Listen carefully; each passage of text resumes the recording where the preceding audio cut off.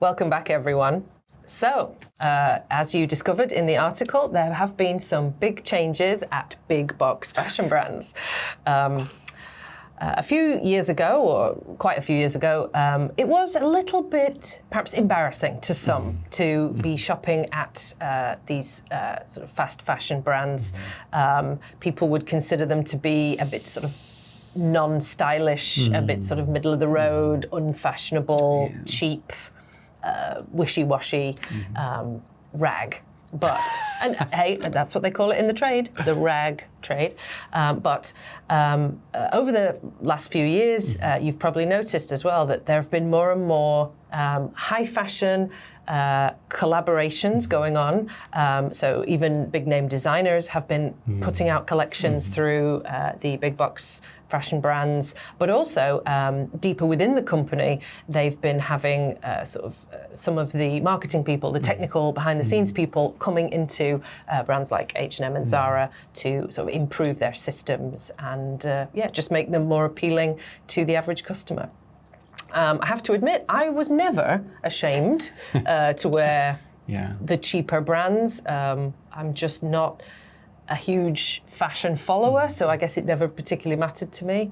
But anyway, I definitely have noticed an improvement. I've been going into places like H&M and Zara specifically to grab some bits from these big designers' collections because I happen to like their styles that they put out. But I don't want to pay the high fashion prices. What are some ways that people have potentially dissed or mocked your clothing? Thinly veiled like insults and everything like that. I grew up in the era where there was this feeling that buying your clothing from Target or from Walmart was considered like you're skimping out on things. You know, obviously you don't have deep pockets. You're just kind of this more fashion backward, poor, whatever. So yeah, mocking, saying, you know, is that from Walmart or something like that was definitely an insult. But these days it's more like, I wouldn't wear that myself, but you be you. I like your confidence. Yeah, I used to say that I had a closet full of confidence because my clothing in America was at best terrorism and at worst like, well, I guess terrorism might be pretty bad too. It was just full on terrorism. I would love to be described as a fashion terrorist. I would take that as a compliment. It was definitely, and I did meet my match in Korea once, but it was definitely a smorgasbord of many different styles and colors, none of which matched according to color palettes. So people did like my confidence, but when I came to Korea, it's harder to find that unique clothing. And I found that me just buying whatever is on the popular rack at the time just matched well, so that's what I've been doing. I definitely think perhaps it's easier to shop in a sort of standard way in Korea. I think, you know, it is easier to fit in because there is such a sort of, I guess, standard style. Whereas in England, there's so many different styles and some items go with the grunge style, some items go with the pop style, some items go with the 70s style. And yes, it requires a bit more effort to get it right. Yeah, if you just take all the sales from those different stores and put them together.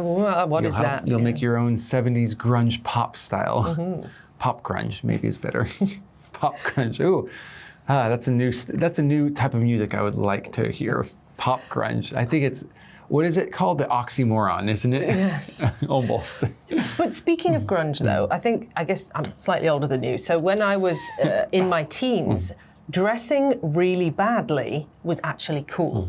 Like if you know Kurt Cobain, and he would proudly say in magazines, oh, I got my cardigan from a charity shop, or I got this dress from my mum. Like he would proudly be anti-fashion. And so that filtered down to us teenagers. So, you know, getting your clothing from anywhere and looking as ugly as possible was kind of a thing. So. Gen Xers, man. Yeah. Yeah, I think Gen Y also, like my generation, they had a little bit of that too. But it was mostly about just accepting whatever fashion people choose. But there was still a bit of that, little bit of that dissing going on every once in a while. Yeah, usually it's the money thing. They're like, you're a bit poor. Do you know anyone who kind of skimps out on their personal appearance? And do you think it affects their life at all? I skimp out on my personal appearance. Well, you got the makeup down. Well, yeah, I always say, I'm interested from here to here. Okay. I will spend an inordinate amount of money on my makeup, an excessively unnecessary amount, but pay no attention. As you watch these videos, you'll see I always have the exact same hair and very simple, mostly plain. This one happens to be slightly snazzy, actually, this top. But as you will have noticed, most of it is very simple. I spend almost no money on clothing. And I also spend almost no money on clothing. Yeah, and I'm not ashamed of that. No, and you shouldn't have that shame at all. Not anymore. When I was growing up, it was also very popular to do the what are they called? The donation shops. Oh, I forgot the names. Charity shops. The charity shops. Or yeah. the vintage stores. No, secondhand clothing shops. I mean, there's very popular songs about it too, and people would just like to go down to the secondhand store and put it on.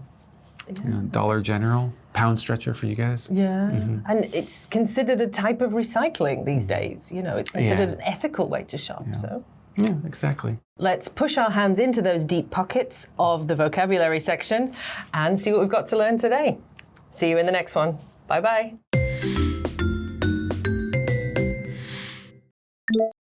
Thinly veiled. Thinly veiled.